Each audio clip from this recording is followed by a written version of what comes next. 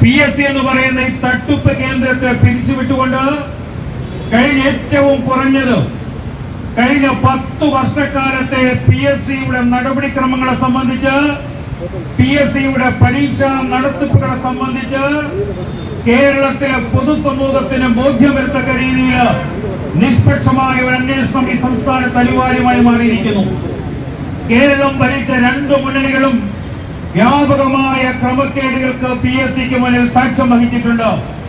അതുകൊണ്ട് തന്നെ VD സതീശന്റെ ഗവൺമെന്റ് LDFിനെ പിന്തുണയ്ക്കുന്ന ഈ ഗവൺമെന്റിന്റെ ഭാഗത്ത് നിന്ന് നിഷ്പക്ഷമായ ഒരു അന്വേഷണം ഉണ്ടാകില്ല എന്ന് കേരളത്തിലെ ജനങ്ങൾക്ക് ബോധ്യമുള്ളത് കൊണ്ടാണ് ഇതൊരു കേന്ദ്ര അന്വേഷണ ഏജൻസി CBIയെ കൊണ്ട് PSCയുടെ കഴിഞ്ഞ 10 വർഷക്കാലത്തെ നിയമനങ്ങളെ സംബന്ധിച്ച്, റാങ്ക് ലിസ്റ്റുകളെ സംബന്ധിച്ച് ഒരു അന്വേഷണം നടത്തണം എന്നാവശ്യപ്പെടുന്നു. കഴിഞ്ഞ 10 വർഷക്കാലം വ്യാപകമായ ക്രമക്കേടുകള് PSC പരീക്ഷാ തട്ടിപ്പുമായി കേരളത്തിലെ മാധ്യമങ്ങളടക്കം നിരവധി പ്രാവശ്യം ചർച്ച ചെയ്യപ്പെട്ടിട്ടുണ്ട്. ഏറ്റവും ഒടുവിലത്തെ തട്ടിപ്പാണ് നമ്മുടെ മുന്നിൽ ഇപ്പോൾ പുറത്തു വന്നിട്ടുള്ളത്. പ്ലാനിംഗ് ബോർഡുമായി ബന്ധപ്പെട്ടുകൊണ്ട് ആ നിയമനത്തില്, ചീഫ് നിയമനത്തില് ഒരു LDF ഉദ്യോഗാർത്ഥിയെ സഹായിക്കുവാൻ വേണ്ടി 58 മാർക്കിന്റെ ചോദ്യം വാല്യൂ ചെയ്യാതിരിക്കുക, മൂല്യനിർണ്ണയം നടത്താതിരിക്കുക, 10 ചോദ്യങ്ങളാണ് ഒഴിവാക്കപ്പെട്ടത്. കാര്യം LDFന്റെ ഒരു സഹപ്രവർത്തകനെ കേരളത്തിലെ പ്ലാനിംഗ് ബോർഡിലെ ചീഫ് നിയമനത്തിലേക്ക് കൊണ്ടുവരണമെങ്കിൽ കഠിനാധ്വാനം നടത്തി പരീക്ഷയ്ക്ക് തയ്യാറെടുത്ത കേരളത്തിലെ ആ യുവ സമൂഹത്തെ ഒഴിവാക്കപ്പെടണം. പാർട്ടി താൽപര്യം PSC പരീക്ഷ നടത്തിപ്പിൽ പോലും നടപ്പിലാക്കണമെന്നുള്ള PSCയുടെ ചെയർമാൻ അടക്കമുള്ളവരുടെ തീരുമാനം. ആ തീരുമാനത്തിന്റെ അടിസ്ഥാനത്തിലാണ് പ്ലാനിംഗ് ബോർഡിന്റെ ചീഫ് എക്സാമിൽ 58 മാർക്കിന്റെ ചോദ്യം മൂല്യനിർണ്ണയം നടത്താതെ പോയത്. ഉദ്യോഗാർത്ഥികൾ മിടുക്കരായി, സമർത്ഥരായ ഉദ്യോഗാർത്ഥികൾക്ക്, പരീക്ഷാർത്ഥികൾക്ക് ഒരു സംശയം തോന്നുകയുണ്ടായി. ഞങ്ങൾക്ക് ഇത്രയും മാർക്ക് കിട്ടിയാൽ പോരാ, ഞങ്ങൾ എഴുതിയ എല്ലാ ചോദ്യങ്ങൾക്കും മൂല്യനിർണ്ണയം നടത്തിയിട്ടില്ല. അതുകൊണ്ട് തന്നെ കേരളത്തിലെ PSCയോട് വിവരാവകാശ നിയമം അനുസരിച്ചിട്ട് അവരുടെ ആൻസർ ഷീറ്റ് ആവശ്യപ്പെടുക. അവരുടെ ആൻസർ ഷീറ്റ് നോക്കിയപ്പോഴാണ് അവർക്ക് ലഭിക്കേണ്ട മാർക്ക് ലഭിച്ചില്ല എന്ന് ആ ഉദ്യോഗാർത്ഥികൾക്ക് ബോധ്യപ്പെട്ടതിന്റെ അടിസ്ഥാനത്തിൽ അവർ കോടതിക്ക് മുന്നിൽ കേസിന് പോയിട്ടുള്ളത്. അപ്പോഴാണ് ഈ ഗവൺമെന്റ് അന്വേഷണം ആരംഭിച്ചത്. ആ PSC റാങ്ക് ലിസ്റ്റുമായി ബന്ധപ്പെട്ടുകൊണ്ട് ഇപ്പോഴും VD സതീശന്റെ ഗവൺമെന്റ് ആ അന്വേഷണത്തിൽ കോടതി പറഞ്ഞ ഉത്തരവിന്റെ അടിസ്ഥാനത്തിൽ അന്വേഷണം നടത്തിയിട്ടും അതിന്റെ പ്രതി ആര് എന്ന് ഇപ്പോഴും രേഖപ്പെടുത്തിയിട്ടില്ല. ഇങ്ങനെ ഒരു അട്ടിമറി PSCയിൽ നടത്തിയിട്ടുണ്ട്. ഞങ്ങൾ അന്വേഷിക്കുകയാണ്. ഈ കേസിന്റെ 1-ാം പ്രതി ആര്, 2-ാം പ്രതി ആര്, അല്ലെങ്കിൽ ഇതിന് ഗൂഢാലോചന നടത്തിയവരാര് എന്നതിനെ സംബന്ധിച്ച് സംസ്ഥാന ആഭ്യന്തര വകുപ്പ് ഇപ്പോൾ പോലും കോടതിക്ക് മുന്നിൽ റിപ്പോർട്ട് കൊടുത്തിട്ടില്ല എന്ന യാഥാർത്ഥ്യം നമ്മുടെ മുന്നിലുണ്ട്. എന്തുകൊണ്ട്? അപ്പോൾ ഉദ്യോഗാർത്ഥികളെ വഞ്ചിക്കുന്ന ഗവൺമെന്റ്, VD സതീശന്റെ ഗവൺമെന്റ്, ഈ ഗവൺമെന്റിനെ സംബന്ധിച്ചിടത്തോളം PSCയും കേരളത്തിലെ ആൾക്കാർ കാണുന്നത് ഇത് പൂക്കി സതീശൻ കമ്മീഷനായി മാറിയിരിക്കുന്നു. LDFിനെ സഹായിക്കാൻ VD സതീശൻ കേരളത്തിലെ യുവജനങ്ങളെ വഞ്ചിക്കുന്നു, കേരളത്തിലെ PSC ഉദ്യോഗാർത്ഥികളെ വഞ്ചിക്കുന്നു.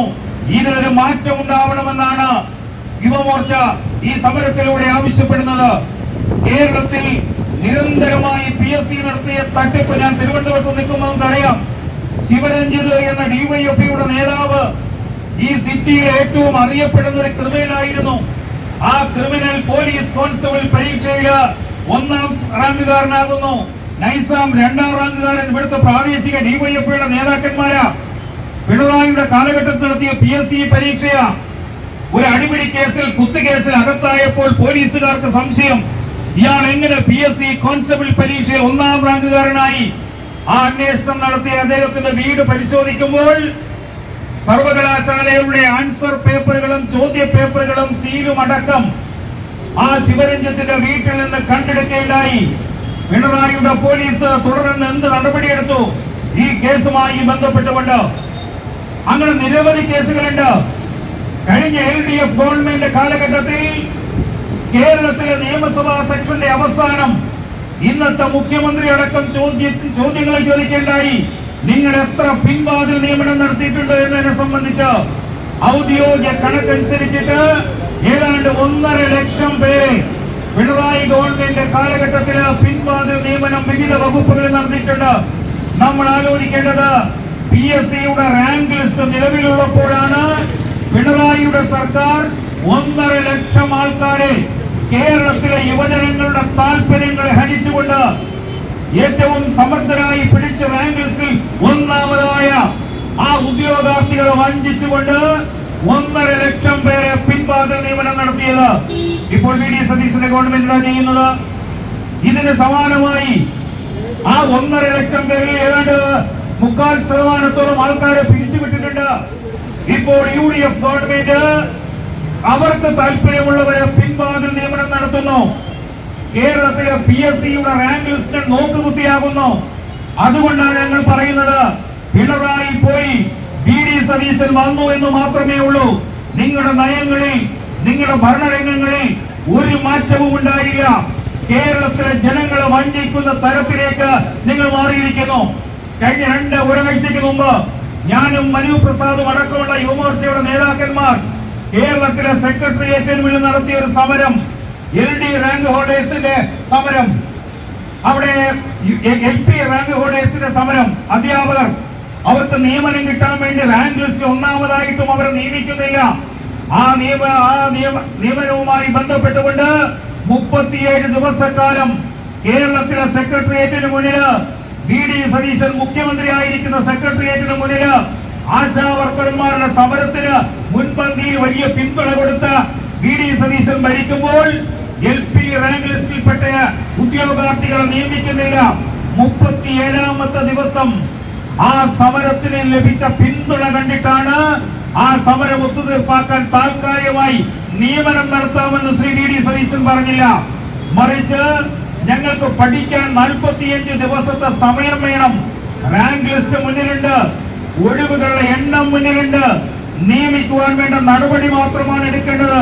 അതുകൊണ്ടാണ് യുവമോർച്ച പറയുന്നത്, VD സതീശന്റെ ഗവൺമെന്റ് യുവാക്കളോട് നിഷേധാത്മകമായ നിലപാട് സ്വീകരിക്കുന്ന, PSC റാങ്ക് ലിസ്റ്റിന് മുന്നിൽ പരിഹസിക്കുന്ന ഒരു ഗവൺമെന്റായി VD സതീശന്റെ ഗവൺമെന്റ് മാറിയിരിക്കുന്നു.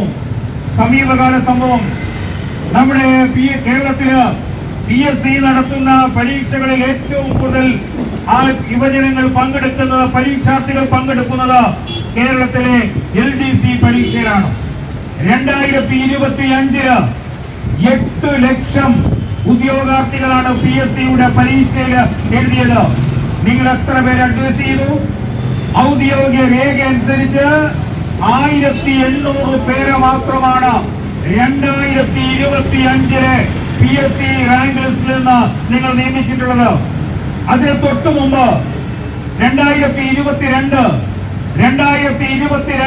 അന്നത്തെ LDC റാങ്ക് ലിസ്റ്റിൽ നിന്ന് 12,000 പേർക്ക് നിങ്ങൾ അഡ്വൈസ് കൊടുത്തപ്പോൾ 3 വർഷം പിന്നിടുമ്പോൾ 8 ലക്ഷം പേരെഴുതിയ ഒരു PSC പരീക്ഷയിൽ കേവലം 1800 പേരെ മാത്രം നിയമിക്കുക, അവർക്ക് മാത്രം അഡ്വൈസ് കൊടുക്കുക.